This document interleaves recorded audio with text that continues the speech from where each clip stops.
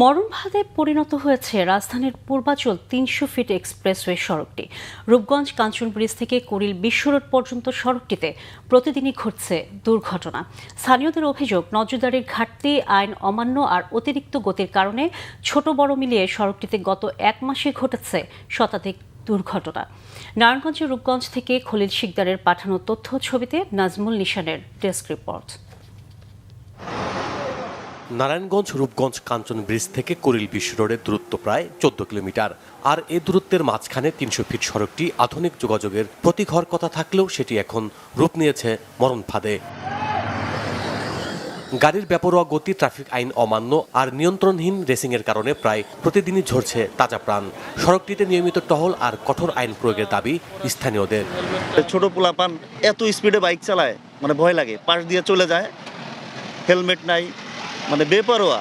কিছু সিএনজি আছে আমাদের সিগন্যাল মানে না, তারপরে এখান থেকে ইউটার্ন নিতে গেলে মানে এক গাড়ির সাথে আরেক গাড়ি বাইক এসে লাগাই দেয়।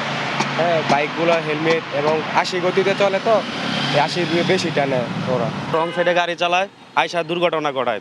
মনে করেন যে একটা অ্যাক্সিডেন্ট হয়ে গেলে মনে করেন যে লাইফ শেষ। এখন প্রায় প্রতিদিন মানুষ মারা যাচ্ছে। যদি প্রশাসন এইখানে ট্রাফিকের ব্যবস্থা করে এবং পাশাপাশি শুধু প্রশাসন ব্যবস্থা করলেই চলবে না, আমরা মনে করি প্রত্যেকটা গাড়ি চালকের ট্রাফিক আইন মেনে চলতে হবে। নিয়মিত অভিযান পরিচালনা করার কথা জানিয়েছে ট্রাফিক পুলিশ। আমরা হাইওয়ে পুলিশ বিভিন্ন সময় আমরা বিভিন্ন সচেতনামূলক ক্যাম্পেইন করেছি।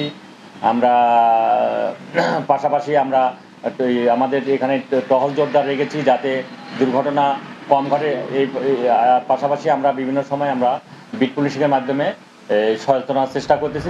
দুর্ঘটনা রোধে সচেতন বাড়ানোর তাগিদ দিয়েছেন এই পুলিশ কর্মকর্তা। এটা প্রতিরোধের আমি মনে করি একমাত্র উপায় যে আপনাদের নিজেদের জীবনের প্রতি সচেতন হতে হবে। দেখেন, একটা অ্যাক্সিডেন্টে আসলে ক্ষতিগ্রস্ত আপনিই হচ্ছেন। আমি সবাইকে আহ্বান জানাবো, এই রোডে যারা গাড়ি চালাতে আসবেন তারা ট্রাফিক আইন মেনে এবং গাড়ির যে নির্ধারিত গতিসীমা আছে এটা মেনে আপনারা গাড়ি চালাবেন।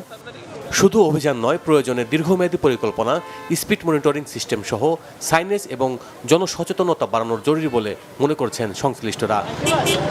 Bangla vision news desk.